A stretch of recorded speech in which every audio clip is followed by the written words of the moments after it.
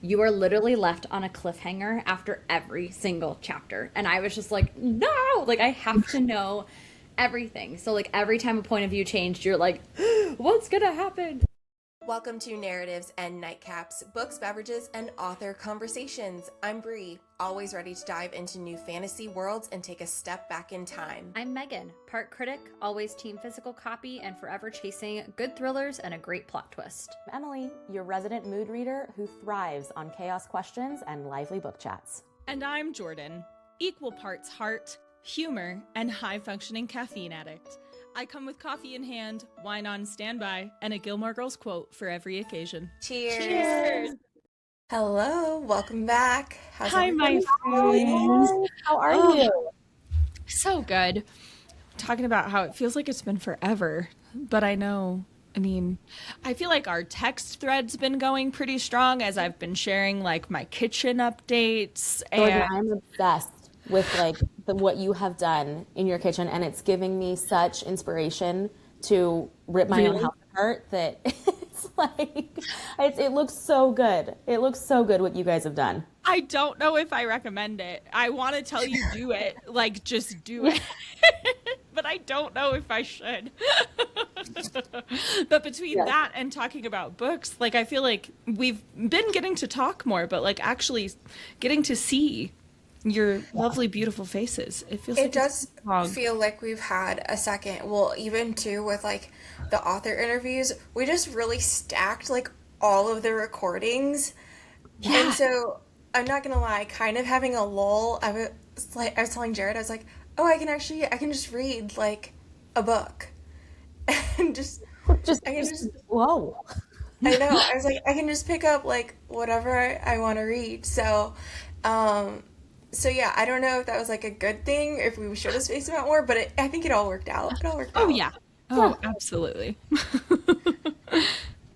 Well, I'm excited, based on seeing like the photos of what we're going to be talking about today. I cannot wait to hear about many of them. I also feel like I'm being followed by Anne Boleyn. She's coming out of her grave.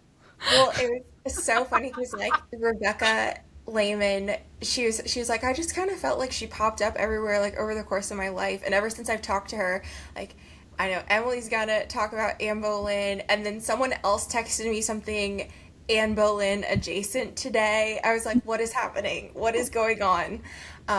So super excited about that. Can't wait to get into a few others. Obviously, we'll keep it spoiler free.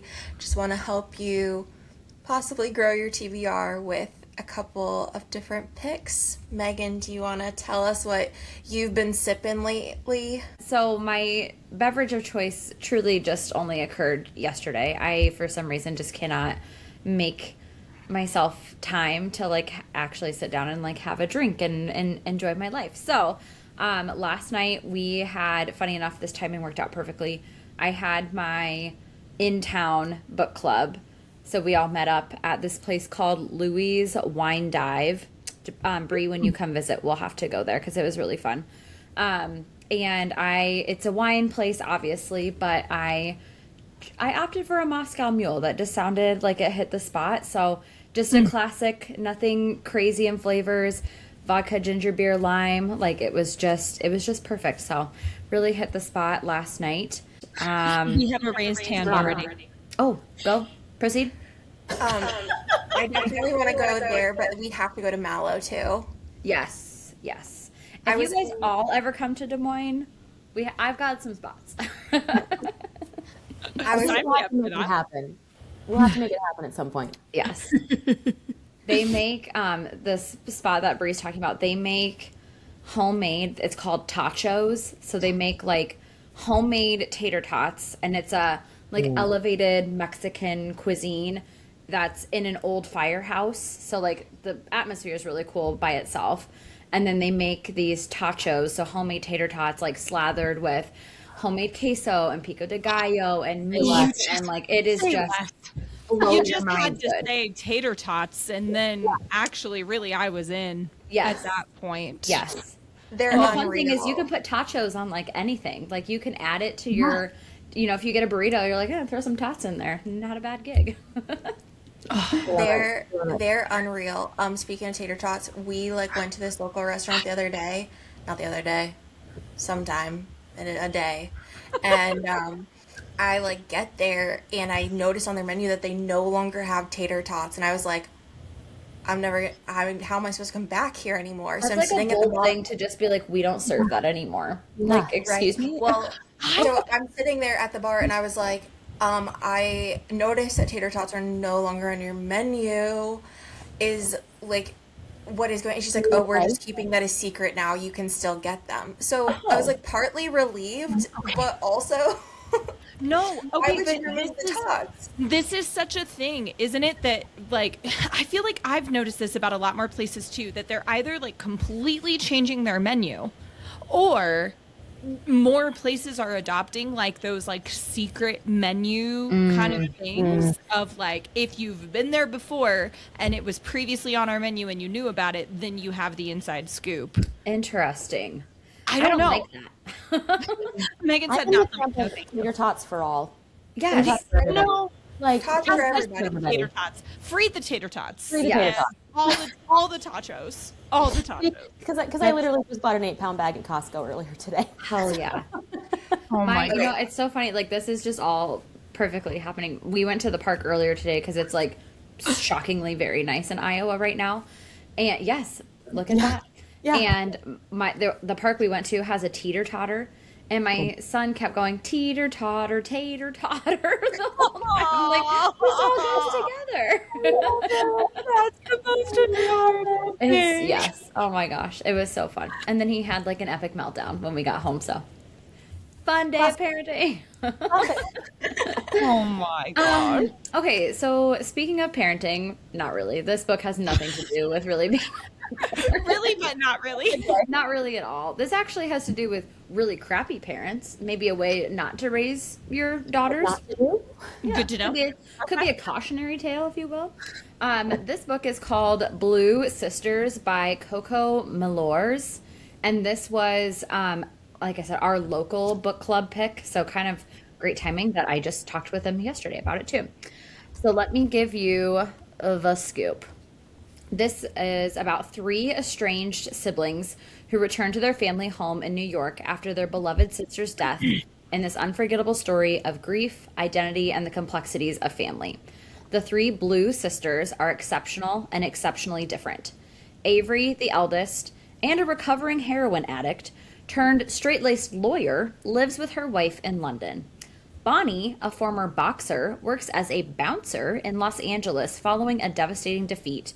And Lucky, the youngest, models in Paris while trying to outrun her hard partying ways. They also had a 4th sister, Nikki, who unexpectedly passed away and left Avery, Bonnie, and Lucky reeling. A year later, as they each navigate grief, addiction, and ambition, they find they must return to New York to stop the sale of the apartment that they were raised in. But coming home is never as easy as it seems. As the sisters reckon with the disappointments of their childhood and the loss of the only person who held them together, they realize the greatest secrets they've been keeping might not have been from each other, but from themselves. That sounded very dramatic. I will say, You, like, Emily's dun dun dun. I know, yeah. I feel like that was a decent summary. Thank you, Goodreads. But I feel like that leads you to think it's a lot more traumatizing, dramatizing than maybe it necessarily was. I will say, so this book is right up my alley. I put this in cadence with, you know, my girl Allison S. Pock. I love her, love all those books. So like just kind of that like more depressing vibe based on a perhaptual realistic situation. And mostly kind of just evolving around the human experience in terms of like grief and loss and how that's processed. I felt like I found myself relating to these sisters, obviously not necessarily their life choices or their careers, but I do feel like the pain and anxiety that was expressed through this writing was very, I don't know, obvious, I guess. So you could definitely kind of relate to some of those scenarios. Avery, the oldest, definitely has like eldest daughter syndrome. So I felt like that spoke to me. Being the oldest daughter in my family, I was like, girl, I get you. I get the burden. understood. But I just sometimes find it hard to like recommend these types of books, especially on like recaps and stuff, because they're not always for everyone. I mean, this book definitely comes with a good set of trigger warnings. I mean, there's addiction, there's suicide, there's, you know, all of these larger aspects that are kind of hard to be like, yeah, read this book, it's so good, but it's really fucking sad and depressing and you might not like it. So I think out of my group yesterday, I was the only one that was like, I give this like a 4.5, like 4 to 4.5 stars, because I get so consumed by this type of story. But I do find it hard to like then tell the world like you should read this story. so I found it relatable. I personally very much enjoyed it, but I know that this is certainly not the novel for everyone. I have been wanting to read this one.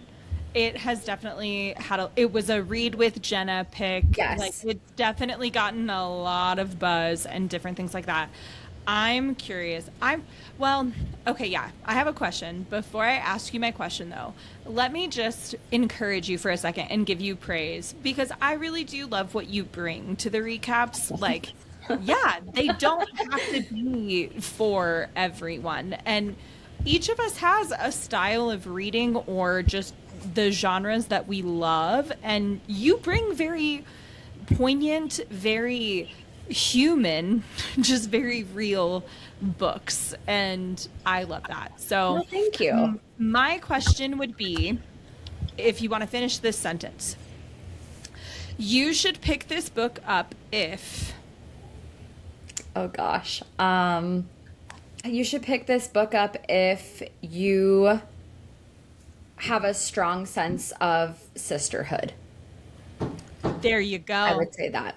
There you go. It's obviously a story about true siblings, but I think if you find sisterhood in any capacity, like your good group of girlfriends or whatever, and you kind of know those moments where you need to uplift each other or let something go or whatever, this book definitely has those connections.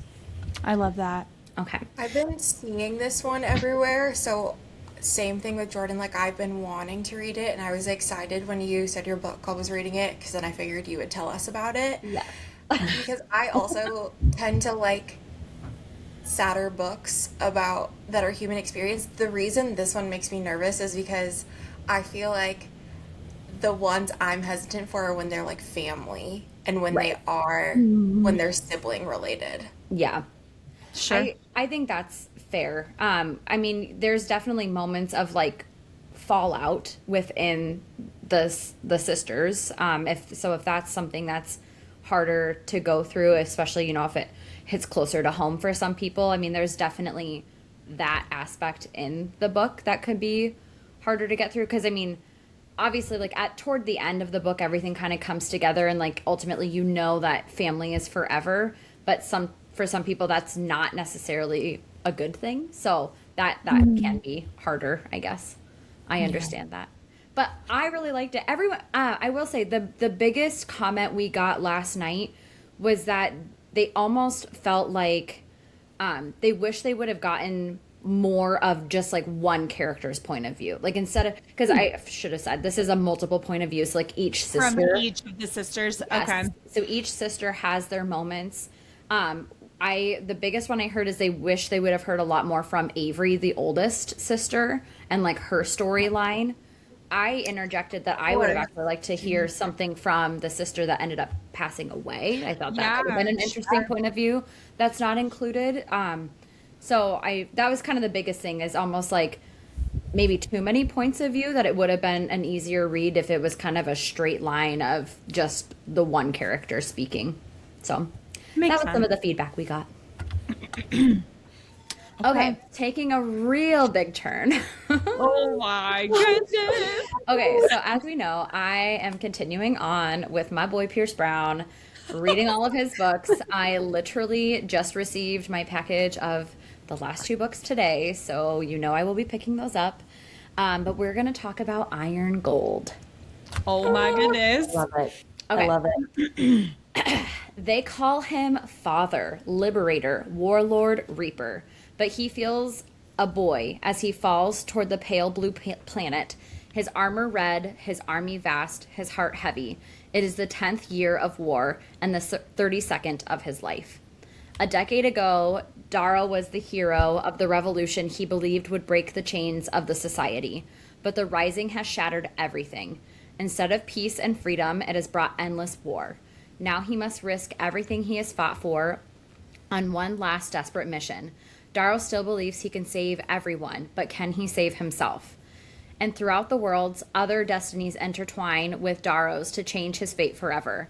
A young red girl flees tragedy in her refugee camp and achieves for herself a new life she could have never imagined. An ex-soldier, broken by grief, is forced to steal the most valuable thing in the galaxy, or pay with his life. And Lysander O'Loon, the heir in exile to the sovereign, wanders the stars with his mentor Cassius, haunted by the loss of the world that Darrow transforms and dreaming of what will rise from its ashes. Red Rising was the story of the end of one universe, and Iron Gold is the story of the creation of the new one. Goosebumps! I have goosebumps, literal goosebumps. I love it. Okay, I don't want to give anything away, so I'm just going to give you, like, my hot takes as I was reading this book. I literally, like, made a notes page while I was reading of, like, I feel like I should say this, or, you know, things like that. So because I know most of us want to continue reading, so I don't want to spoil it. Okay, first, I have a love-hate on the multiple point of view. So this is the first book of the second half of the trilogy that does that. It was obviously all based in Darrow's point of view, but to have 3 others plus Darrow, so now we have 4 perspectives, I found it frustrating at times only because you are literally left on a cliffhanger after every single chapter. And I was just like, no, like I have to know everything. So like every time a point of view changed, you're like, what's gonna happen? So I just found that I loved it because you get this excitement. I hated it because I just wish I knew everything. Love the excitement, hate the anxiety. Exactly. Okay. 2, I had a few moments of, I think I texted you girls this, literally screaming out loud out of frustration. Like I'm laying in my bed just like, like what is going on?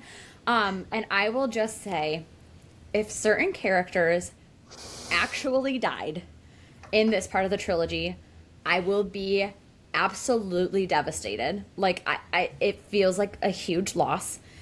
But part of me is still holding on hope that that's not actually what happened. And if it is, then I need to like properly process and grieve those people because it was just. I feel like you're talking about Severo and my heart's breaking, not even knowing if that's actually. I'm not gonna say anything. You make your own conclusions. I'm not gonna say anything. Okay. 3. This is where it gets kind of funny. Okay, the alliances that are starting to form in this new world. I said they're kind of giving me like true crime vibes, specifically the Menendez brothers. Did anyone watch that on Netflix? How You're they're like talking about Ryan Murphy's monsters. No. Yes. No. There's a certain point in the novel where there is an alliance with 2 brothers, and the 2 brothers' vibes, you're kind of like, I don't really know what's deceitful, what's honest. You're kind of like hold you at arm's length, but maybe you're useful, but maybe you killed your own family because you're insane. Like you don't know. So I'll leave you with that. 4, other parts of this novel remind me of, has anyone, I'll say this. I lived the majority of my college life in my husband's fraternity. That's just where I found myself spending a lot of my time. I watched a lot of Blue Mountain State. Has anyone else watched the show? Does anyone know what I'm talking about? I know what you're talking about, but the closest I can connect to or relate with is Friday Night Lights. Okay, well, not quite there. Picture Friday Night Lights, like douchebag level, but like on purpose, like to be There funny. were Like douchebags football on Friday funny. Night Lights, though. What? You know what I mean? I know what you mean. Yes. Okay. Yeah. So anyway, there are certain characters as this book, because you know they're golds. Everyone's so full of themselves. Everyone is so pompous that I am just getting Thad Castle from Blue Mountain State, who was like the lead quarterback. Like, he just says the most outlandish things, and you're just like, okay, I don't know what this guy's gonna do, but I'm here for it. So I had that. And then fifth, the cliffhanger that this novel ends on, I immediately ordered the next 2 books because I like cannot let this die. Like, I have to see this through. So prepare for recaps next month and the following month because I will be reading them. I love it. Megan, I think book 7 comes out this year. There's a 7th book? There's going to be a 7th book. Did I know this? Yeah, I think. Okay, hang on. I'm just. We're gonna.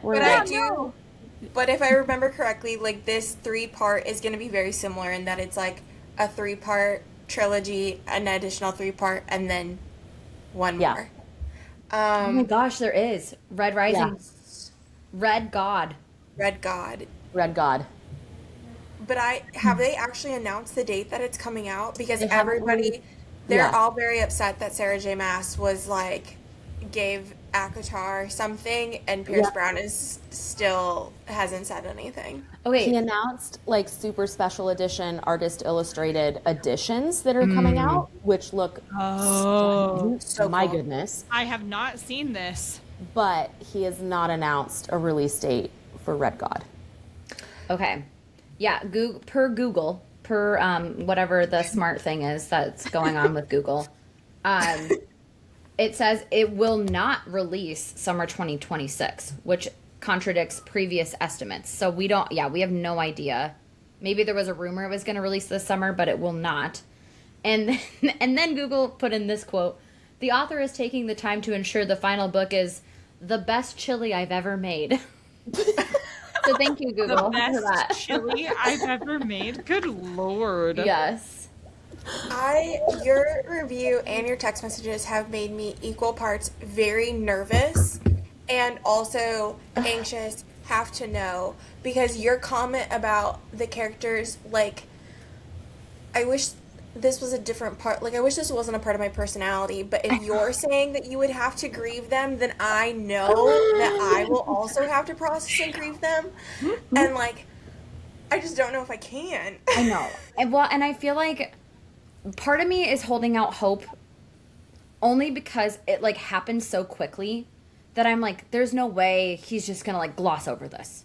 Like, I felt like this person was people were too important to the novel for it to just end like that.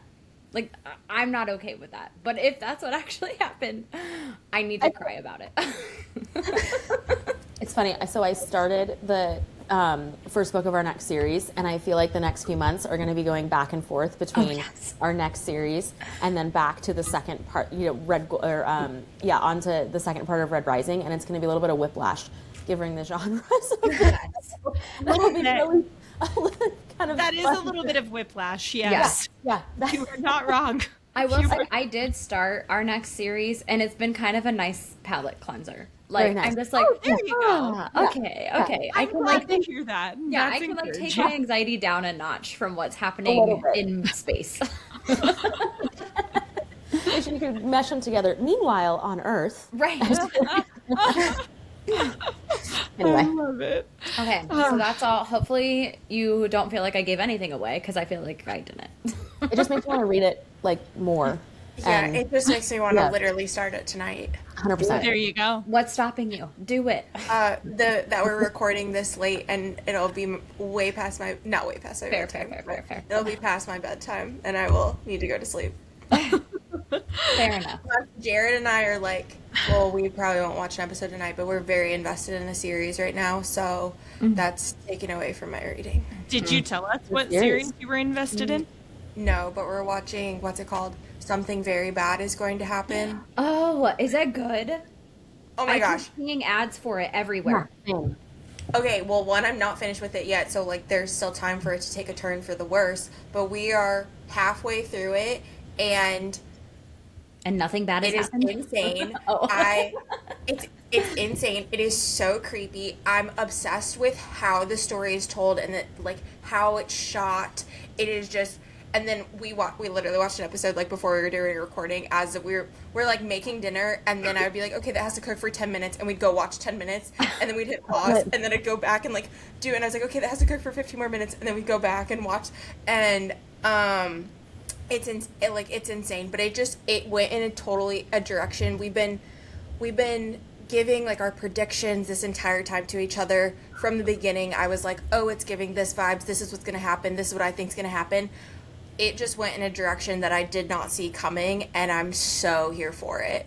Oh, Love it. the main dude on the cast, I don't know what his actual name is. Has anyone watched Overcompensating on Amazon Prime? No. Okay, that's a good like fun college show. It's about a college student who is like, he still hasn't come out yet, so he's like trying to blend in with everyone. You know, he's supposed to be the football player and the macho guy. It's funny. It's a comedy, but the main guy in the show you're watching, Brie, is also in that series, and I really liked him there, so I think I'll like him here as well. There you go. Yes. Highly recommend. I'm a little confused as to why it's coming out in March and not October, but that's okay. Fair. Yeah, this does not seem up my alley. Because So is it creepy? Is it like crime or is it like horror? Both. It's like a little bit of both. Okay. But be a leans more Halloween horror. It vibe. leans more horror, right? I would say. Yeah, no, that's okay. You can tell me how that is. I might be able to watch it by October. We are very heavy in our dinosaur era right now in this house. Like, There you go. Very heavy. So, have you seen the new Netflix special Yes. that's narrated Yes. by Morgan Freeman? Yes. It's I haven't, very but I good. have seen love everyone it. questioning it on social media. What was that? If it's actually Morgan Freeman or if it's AI. No, that they've been like, people have been like, and how does anybody actually know any of this information? Oh yeah. Oh, like For Yeah, sure. no. For sure. It's like there's probably a dash of that, but the way it's like done, and it's a 4-part series. It's like on repeat in our house. Yes. It's Yeah. Planet I love Earth, but dinosaur. Dinosaurs. I love it. Yeah. Okay, very nice. Well, reeling it in and bringing us back to our recap, I will pivot us a little bit. For my nightcap, I'll be honest, listener. It's a weeknight. I'm hydrating. That's really all I'm focused on tonight. I will say though, this weekend I had a really great glass of rosé. I should have written down what the bottle was, but I did not. I'm not as good as Emily at that. I need to be better about like just when I find the ones I love, letting you know. okay. But rosé, I mean, just the transition from spring to summer, well, into spring, I could have rosé. I mean, all season. I love it. So I that believe the quote is rosé all day. Hey. Anyway, well, with that, listener, with that nightcap, let me tell you about my first book I'm bringing, which is Theo of Golden by Alan Levi. Here's the recap. Thank you, Goodreads. His name is Theo, and he asks a lot more questions than he answers. Theo visits the local coffee house, where 92 pencil portraits hang on the walls. Portraits of the people of Golden, done by a local artist. He begins purchasing them one at a time and putting them back in the hands of their rightful owners. With each exchange, a story is told, a friendship born, and a life altered. That literally is all that you need to know going into this book. I absolutely adored this book. It is seriously just like a warm hug. If you know, I'll finish my own sentence. You should pick up this book if you feel like you need a hug. It just is so sweet. I really, really liked it. I thought that it was really worthwhile. The writing was so well done, full of delightful twists and turns, characters that were so excellently written. This was an audiobook for me, actually, as well, and I loved the narrator. I thought he did a really great job of the different characters and dialects and things like that. It definitely was giving Touched by an Angel vibes. If you've ever heard of that show or seen it back when you were little, my mom and my grandma, like I remember having that show on in the background from time to time. So I will throw out there, yes, this book does have some religious undertones, some religious leanings. I've shared on the podcast before about my faith, and I obviously was not put off by it or anything like that. I don't think that it's like a super strong, hopefully I don't think that the spirituality of it should throw anybody off. It's kind of lightly sprinkled in, and the story overall, the character developments, and the ending is also one that you kind of don't anticipate either. You don't see coming, which is really, really cool. So definitely a comfort read. Highly, highly recommend it. I think it's great for the spring, summer season too. So that is Theo of Golden by Alan Levi. It just sounds like I need to pour a cup of tea and like it's a warm hug in book form. Yeah. Absolutely. Kind of just like The Correspondent as well. Like that was definitely one, like it's kind of along those lines too, which I really, really loved. So highly, highly recommend. It's a sweet book. And it was a super quick, easy read too. I want to say that it was between 350 pages. Oh. So on audiobook too, like it wasn't very long either. So for my next book, we're definitely going to take a turn. We're going to pivot. Let me tell you about Mean Moms by Emma Rosenblum. Here's the setup.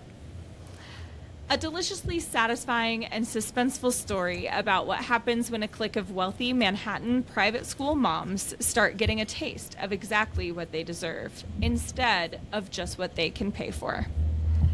Meet Frost, Morgan, and Nell, a wealthy, gorgeous group of New York City moms, the queen bees of downtown Manhattan. Their children attend Atherton Seminary, the top private school in the city, and their social lives revolve around elaborately themed parties. On the first day of school, the arrival of a new mom and mysterious beauty from Miami named Sophia shake up their world. When Sophia quickly integrates herself into their clique, inexplicably bad things start to happen to the women. Frost is the victim of a hit-and-run electric scooter accident. Nell's dream of launching a fashion line is thwarted when the clothing samples cause people to break out in rashes. Morgan's new sound bath spa is robbed at gunpoint by a moped driving thief. Morgan declares it all a negative event cluster, but the other women aren't so sure. Is someone at school out to get them? Another mom with a vendetta? Let's not forget to mention the handsome headmaster, Dr. Broker, who every mom has a crush on, and one of them might be sleeping with. Spanning the course of one eventful fall in New York, ending with the surrealist New Year's Eve ball, and a possible death, Mean Moms is part satire of upper crust momming and part mystery, interrogating the line between friendship and jealousy. And getting at the question, what would happen if the woman standing next to you at school pickup was actually a sociopath? Ooh. That is Mean Moms by Emma Rosenblum. Okay, so if you didn't know this about me already, listener, yes, I'm 100% a sucker for rich people behaving badly. I don't know what it is about it. I can't get enough of it. If you, like me, love your trashy reality TV, you love all your like my Real Housewives girls, my Secret Lives of Mormon Wives, this is for you.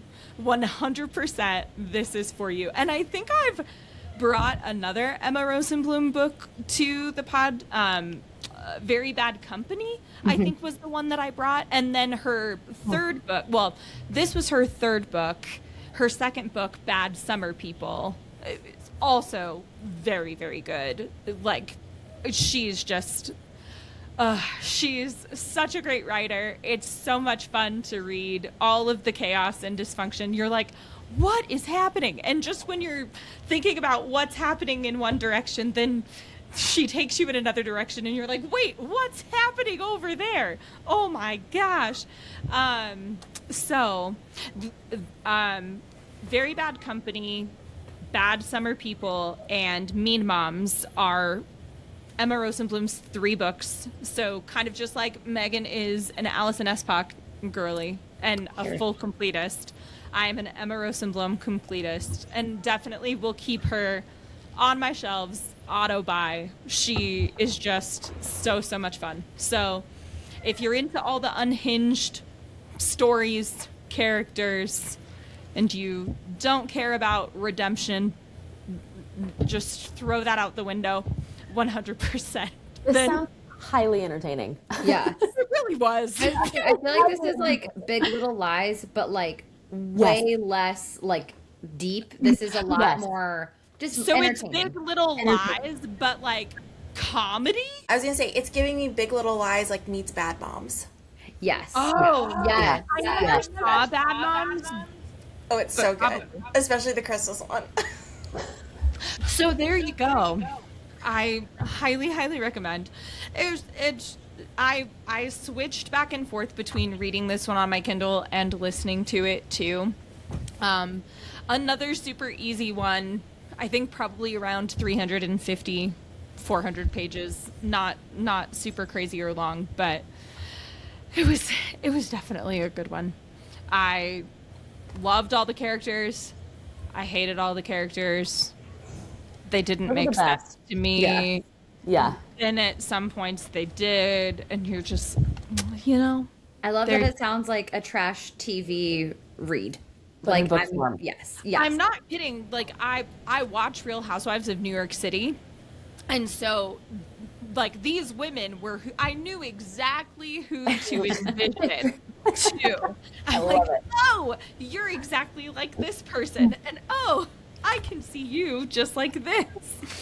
Yeah, pretty much. Awesome. So there you go, listener. That was Mean Moms by Emma Rosenblum. Love it. Highly entertaining. I love it. Well, Jordan, I'm going to continue the rosé nightcap trend because I'm with you. For me, it's like, I think both Megan and Jordan, you've hit on like the 2 spring, summer drinks, cocktails that are go-tos, rosé and a Moscow Mule. They're top notch. You can't go wrong. No. This is the season you just cannot go wrong with either of them. I will also throw out, I think we call it, at least in this house, Moscow Maria. Swap the vodka for tequila. Ooh. Also delicious. Oh, I have not had, I've had a Kentucky Mule, Yep. which is whiskey, Whiskey, also good. but I haven't had one, I haven't had a tequila one yet. Next time it's super sunny, it's really good. But I'm gonna say that might be my like Thursday evening. So what do you? So it's still just like ginger and lime and. yeah, I go more lime. I don't necessarily do lemon too much in my Moscow Mule, either one, but just same quantity, same portion, just vodka versus tequila. And All right. swap them out. Love it. Yeah. Delicious. But the nightcap I'll talk about real quick is also a rosé.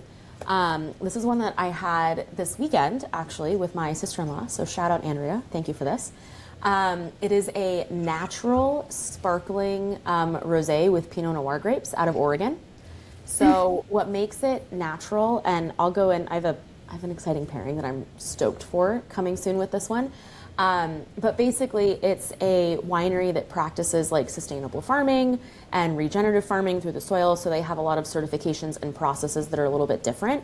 So when you look at it in the bottle, it's more cloudy. It's got kind of a little bit of like, it's not true sparkling, but it's got that, I call it like effervescence, right? Like it's, got that little tingle, but it's delicious.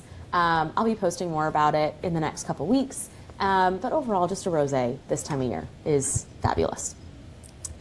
So for my first book, I'm going to go completely completely 180 away from the entertaining Jordan, the Desperate Housewives book that's entertaining, to The Wild Beneath by Kelly Anderson.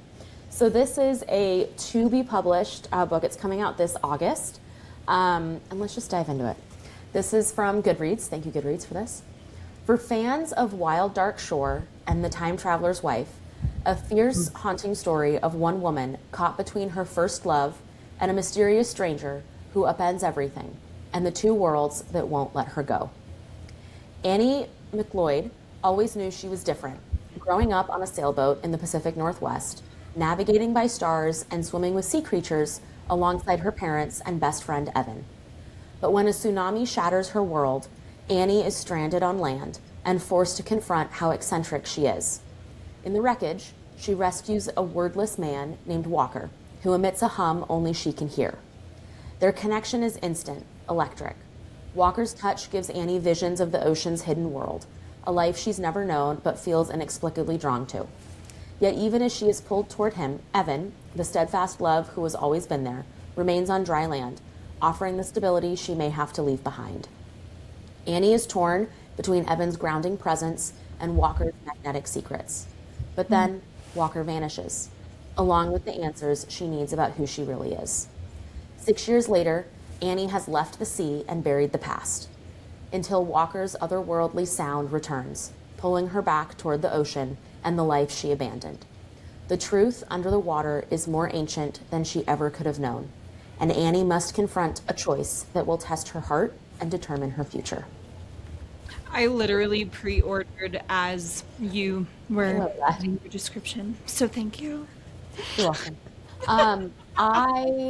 I could not put this down, so I think I've brought a few. I'm taking the term environmental thrillers, right? Yeah. I don't know if that's a real thing, but I would put this in that category. Wild Dark Shore was hugely popular last year, still is. So if you liked that, you will love this. It also sounded a little Outlander-ish, just Little not, bit. just Little bit. not just not historical. Not historical. Yeah, I would. Yeah. Because it centers around the main event, and this is what drew me to the book originally, is in the PNW, and Jordan, you'll relate to this, right? There's always the talk of the big tsunami, like when the plates finally, so on the west coast, when the Juan de Fuca plate and the plates all along the coast of Washington, Oregon, and California finally slip and cause the big earthquake, there'll be a big tsunami, and there's all sorts of studies on what will happen and who's impacted and what do they project it will be and all these different things. So this book looks at that big tsunami. That's the big issue that takes place. And she grew up on a sailboat. I don't want to give too much away, but and she lives on a coastal town in Washington. So I was so drawn to Annie as a character. It's one where you don't always feel like you keep uncovering stuff about each character, and you never feel like you really get to the bottom of who they are, and you just want to keep digging and digging and digging. I will say that this is one where the environment also played a character. So she travels, she's on a sailboat in the middle of the ocean, traveling from Washington State all the way down to San Diego and back. And then she lives in a coastal town. So the ocean, the environment, the changing water, all plays a character in this. Again, kind of like Wild Dark Shore in that sense. But I would highly recommend this one. I couldn't put down. The love triangle between Evan and Walker and Annie was sweet, intriguing, frustrating, all of the things as this went through. So I, like I said, would highly recommend. It's coming out August of this year. So pre-order. That's awesome, Jordan, that you already did. But listeners, check it out. Pre-order. It's definitely one that's worth checking out. That sounds really good. Emily, you gave me anxiety about a scientific problem that I didn't know was a problem. And so now I'm gonna go into a rabbit hole tonight of looking up all of these tectonic plates and what's gonna happen and the flood that we're all about to experience and who knows when. Well, so being from Washington and then growing up in Arizona, the joke always was oh, Arizona's gonna have water one day. Like Arizona's going to have ocean Yeah. one day. That's So fun fact. I know. Fun fact on this tsunami, but one of my very first internships, like early in my college days, was I was a marketing intern for our local PBS station here in Seattle, and they had just finished filming a whole big special and documentary at the time about like when the big tsunami is going to hit and talking to experts and all of this thing. So my job as a lowly intern, right, was to listen to all the raw footage. I mean, this is you can imagine how many hours and hours and hours of footage. Listen to the footage over the course of the summer and manually type out the closed captioning that would be shown with the documentary. Like, I when it mean, was I finally feel like that would be a really cool job. And then also at the same time, very like... Yeah, and like you're worried about spelling mistakes and like, did you catch the right thing? And of course it's unedited because they don't know at that time, you know, what they're going to use or how they're going to put it together. So it just had to be like each clip had its own section of closed captioning. So it always intrigues me when I come across stories that talk about the tsunami because I literally spent a whole summer typing out the tsunami.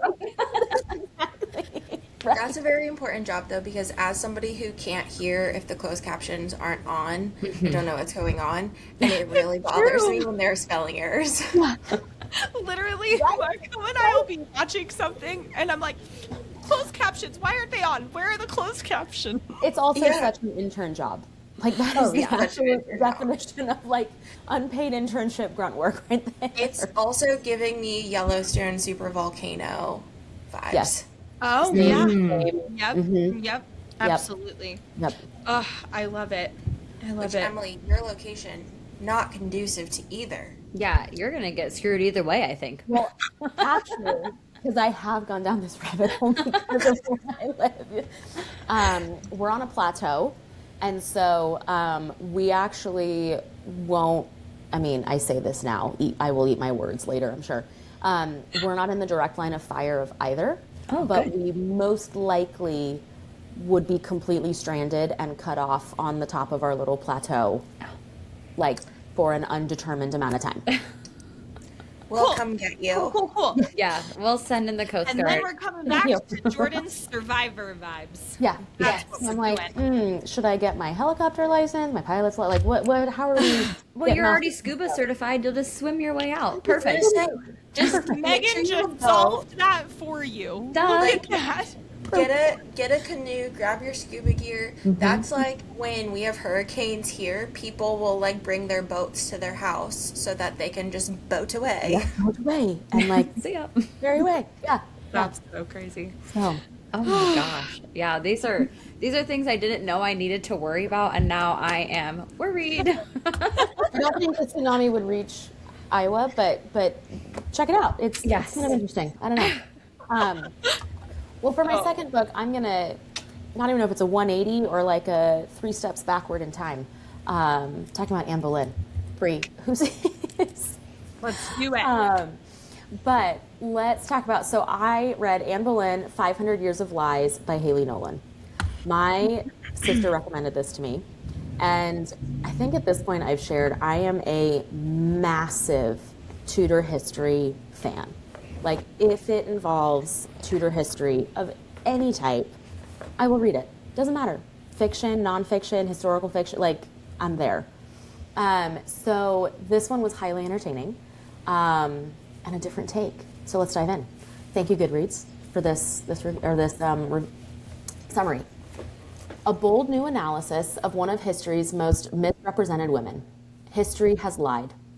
Anne Boleyn has been sold to us as a dark figure, a scheming seductress who bewitched Henry VII into divorcing his queen and his church in an unprecedented display of passion. Quite the tragic love story, right? Wrong. In this electrifying expose, Hayley Nolan explores for the first time the full, uncensored evidence of Anne Boleyn's life and relationship with Henry VIII, revealing the shocking suppression of a powerful woman. So leave all notions of outdated and romanticized folklore at the door, and forget what you think you know about one of the Tudors' most notorious queens. She may have been silenced for centuries, but this urgent book ensures Anne Boleyn's voice is being heard now. the truth out. I just agree. I love watching your gestures down there. You're like, yeah, it's done. We just talked about this. No. This is an Amble and Stan podcast.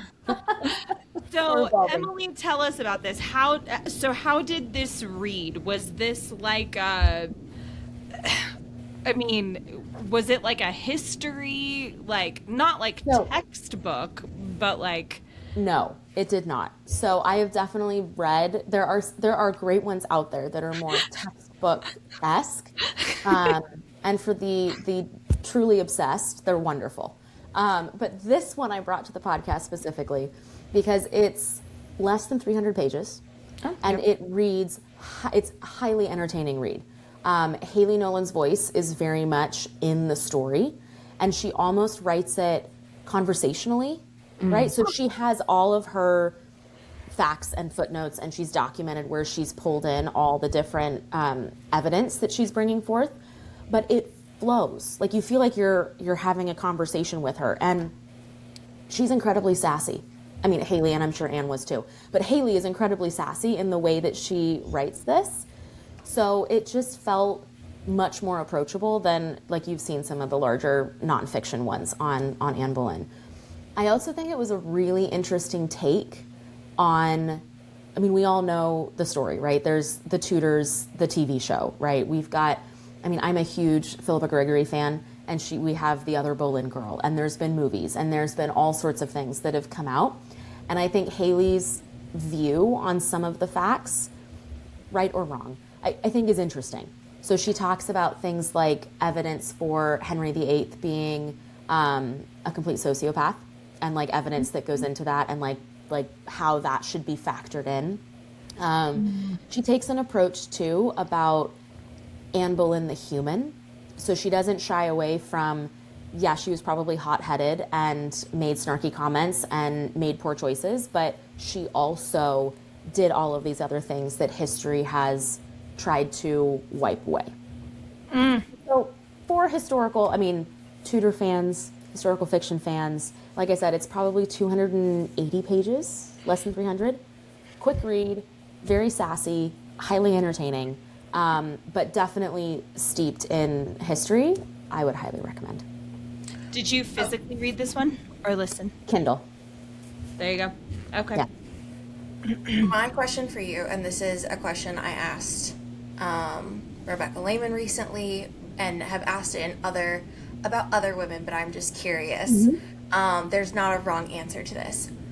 Anne Boleyn, everybody kind of has an idea of like her quote reputation, but why do you think people have such strong opinions about her, or like misconceptions about her, and why have they lasted 500 years?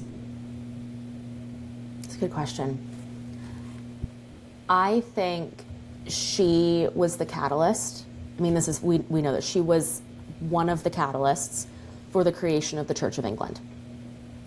And I think the fact that she was that catalyst, or one of the bigger ones, she got dragged into the religious war, and both sides used her to their advantage. And I think that's why it's probably been 500 years, because that's been a battle that wasn't just decided in Tudor England. It continued like well beyond that period of history. I think what was really interesting from this book that I had not considered previously in everything I'd read about Anne Boleyn was how powerful she may have been, because we're never going to know. She may have been politically at that time, and all of her reforms to help the people beyond just religion. But, you know, she blocked having some of the monasteries' money just go right to the crown, like wanting it to go to the people and wanting to support the people. And she stepped on a lot of toes of more powerful politicians that I think used their power to silence her in the only way they knew how, which was to target her reputation. And it's lasted so long because she was at that intersection. She was the spark, basically, for that religious reformation. And a lot of those were the records that survived.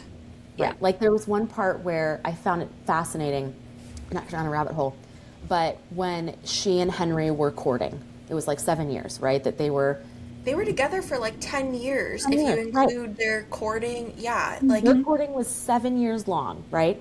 And in that time period, she spent quite a bit of time at her family's castle in Hever while Henry was with the court in another castle, and they wrote letters to each other. For some reason, only Henry's letters survive. Convenient. None of her letters' responses back to him survive. And there's no dates on Henry's letters, so nobody knows the actual order in which they were written.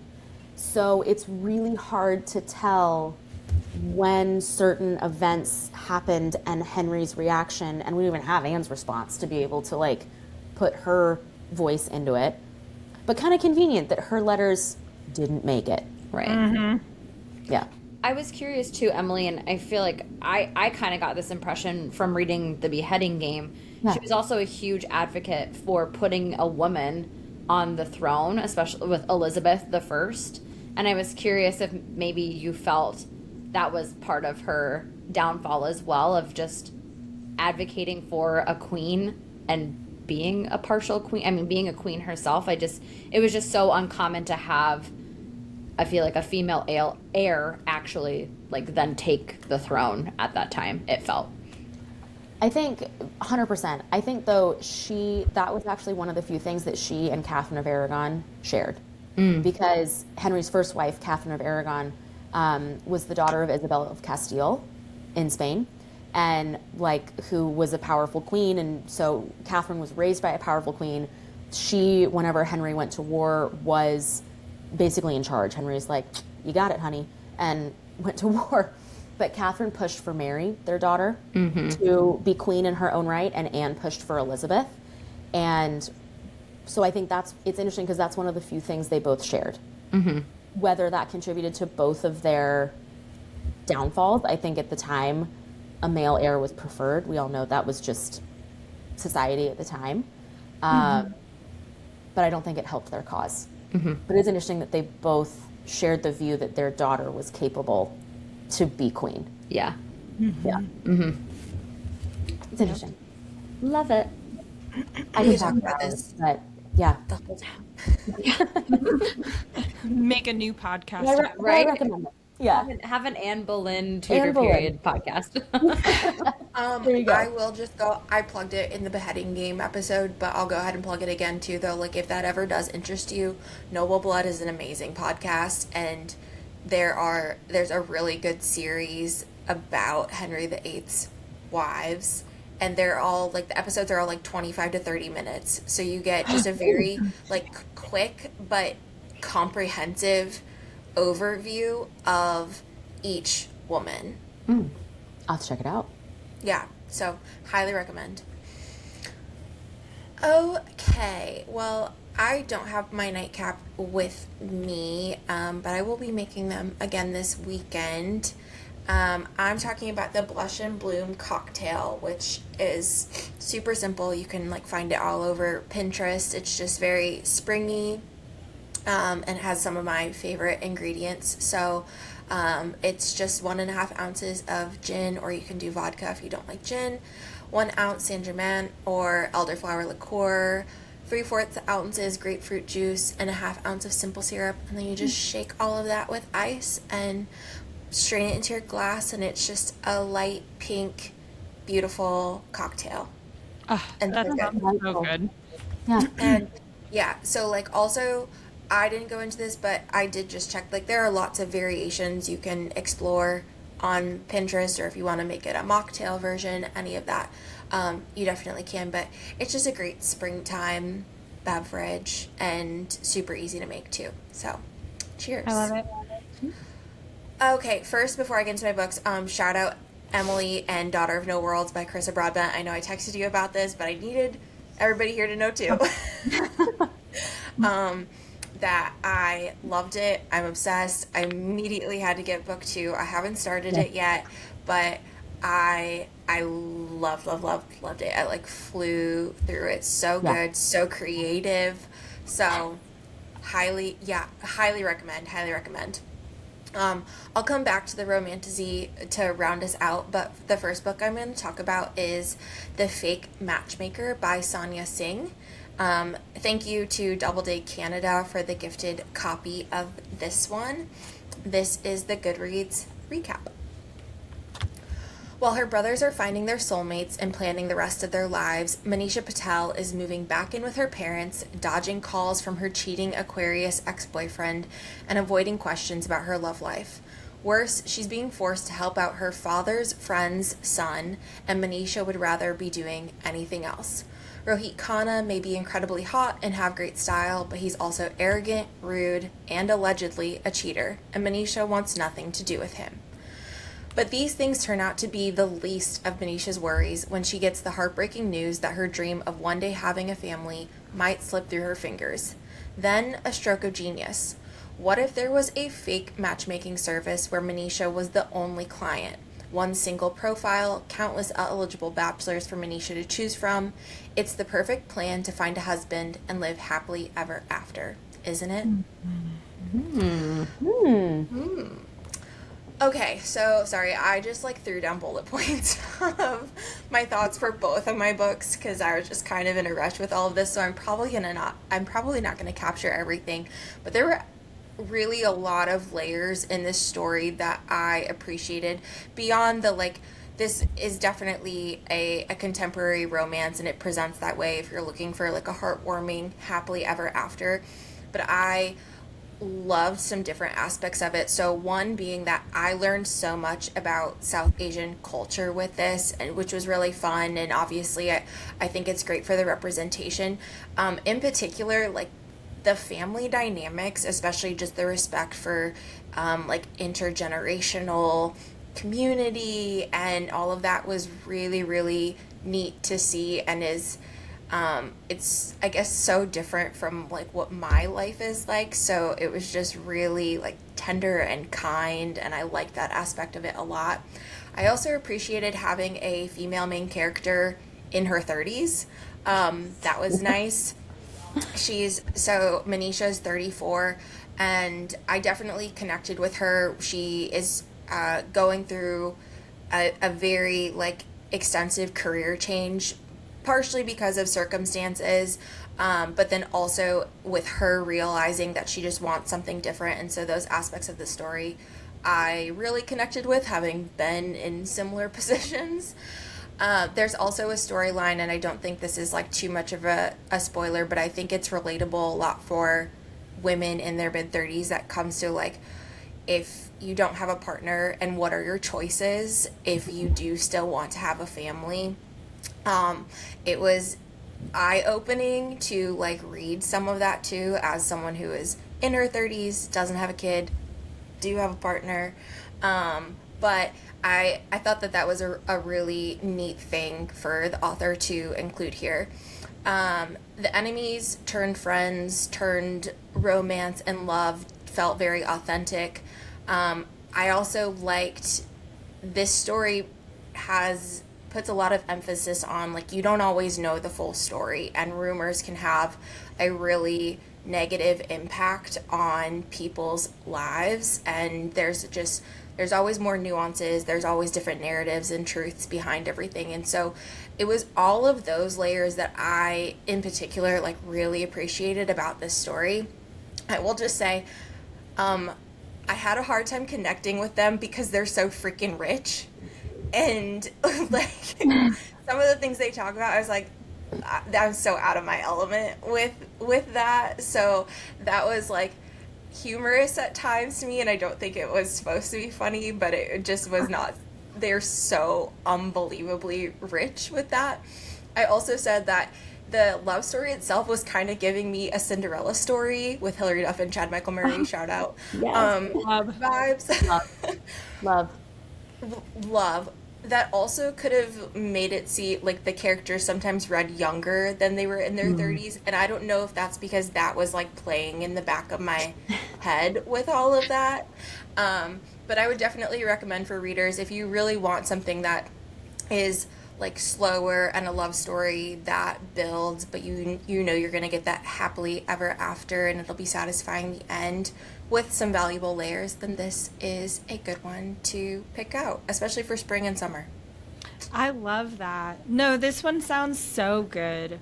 And I definitely can relate to like appreciating the older female main characters. Not older, but like when they are your age, it is just so nice to be able to. It's super refreshing. Yeah, just to see the representation, you know? And I don't know. I still don't mind reading about, you know, the 20-somethings, but then also at the same time, I think that's not me. Right. Bree, do you feel like this leaned more YA, or is it definitely like this is for the 30-plus-year-old generation? I would say, like, with the context of the stories, it's definitely for the late 20s, 30s plus.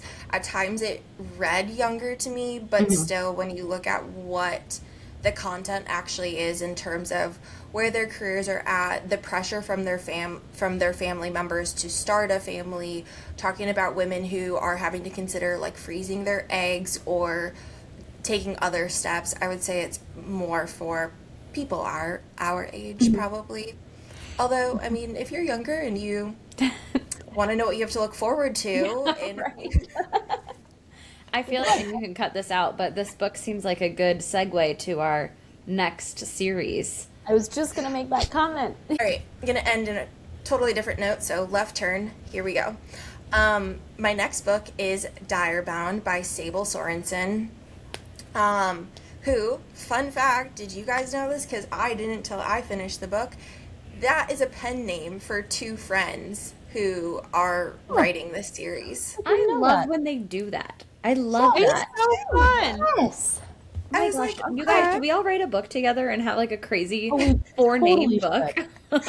I'd be down. That'd be fun. We should I'm totally. not gonna lie, it makes so much more sense because I was like, gosh, Sable Sorenson, like, she was just born to write a fantasy book, and then I was like, oh, it's because they literally made up that name. Yeah. Okay. So Direbound. Maren Cooper has always hated the bonded, elite warriors who form mental links with the massive, vicious dire wolves they ride. While they live in luxury, Maren struggles to keep her family out of poverty. When her little sister Selah is kidnapped, stolen across the border by the immortal monsters her country has spent centuries fighting, Maren's world falls apart. Desperate to cross to the front and save her sister, Maren enlists in the army and is thrown into the deadly bonding trials, where any mistake will cost her life. Now Maren must survive 4 months of training at the castle. She is bound to a feral direwolf who refuses to communicate. The other trainees would love to spill her common blood, and her cold and beautiful instructor, Stark Therian, is eager to punish any weakness. Everything is a competition, and everyone is out to get her. Everyone except the dangerously handsome crown prince, whose attention adds another target to her back. In the castle, every smile hides a knife, and the halls hide dark secrets. It's bond or bleed, duel or die. Failure is ruin. Oof. I've been so curious about this one. Okay, literally all you need to know is that I read this is almost 600 pages. I read it in 48 hours. Seriously. That's all you need to know. Shit. Hot Move it dang. up the list. Move it up the list. Sold. And done. Yeah. I'll give you a little more context. I like this consumed my weekend, and that was very unintentional. I was literally like, oh, dip a toe, let's bond with some wolves, why not? And like, it consumed my whole life. And okay, so it's almost 600 pages. It's nothing. You'll just fly through it. Does it feel heavily inspired by other popular romanticises? Yes. Is it pretty predictable? Mostly yes. But for the most part, my opinion, I think it stands on its own, especially as the story develops, and I don't want to give anything away, but there is a lot of context that is shared. It goes in some different directions, so it very much starts out kind of Fourth Wing-ish, Hunger Games-ish, Okay. and but then it definitely turns into a story all on its own, and it is so entertaining. It is fast-paced, it is a page-turner, it's so entertaining. Marin, our female main character, she's tough, she's resilient, she needs to work on her communication skills a little bit, but overall, like, we love a badass that can fight dumb men. Stark, all caps, yes, I love him. I honestly needed more of him and Marin, but I assume that's coming in book 2, which is going to be out in May, and I have already pre-ordered it too. Anasa, my girl, like, the way I want to be bonded to you, I want a direwolf, I want it to be her, that's all. I'm obsessed with her. I won't go in too much into the other characters because it would definitely spoil things, but I just want to tell everybody here that most pet names give me the ick. When men start to call women by weird pet names, it gives me the ick. Yeah, ew. No. So that's happening a lot throughout your book. Oh yeah. Gross. Yeah, it's, and the these first time it happened, bonded? I was like, ugh. What? He's like bonded. No, this is, and not Stark, and not Anasa, like, not anybody you like. Like, it's just a vibe out there. It's, yeah, but it does take place, and it does happen a lot, and I don't like it. I don't like the sounds of it. Can you give like one example of a name? Yeah. I can't, there's like a single name, so I can't tell you what it is because it would give everything away, but like, what would be an equivalent? I don't want to like yuck anybody's yum, but like, like if a guy, this is not the name, I promise, but if a guy was like, I don't know, called you by like an animal name a lot, like, oh, like Bunny? Hey, Bunny. Bunny? Yeah. Like, oh, my sweet little lamb. Yeah. See, no, I don't. Yeah. It's not a good thing. It's Okay. not a good, I don't. Not a good get vibe. but book, total vibes. The fact that you Okay. finished 600 pages in 2 days, sold. Yeah, that's Totally. insane. That is Yeah. impressive. I Sold. love Did I it. put off literally all other responsibilities? Yes. Bree said yes. Yes, I did. Yes. Yes. Do I have any regrets? No. No. I don't regret it for a single second because Nope. it's all I thought about. My only thing is I wish I had waited to read this the last weekend of April so that I could just poop right into yeah, it. to get into the next one. To the next one. There you go. That makes sense. Well, this might be my Wow. April read. If you read it, you have to tell me what you think. I want to know. 100%. Including on the pet names. Yes, you'll know. You'll know early on what I'm talking about. When you get to it, just send me the name. Just text me that so I'll know. Yep. Okay. Will do.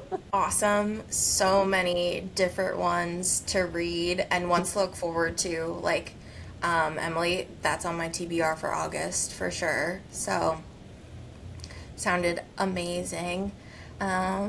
Cool. What else do we have coming up this month? Oh, we were just saying, Jordan, do you just want to quickly highlight the series we're starting?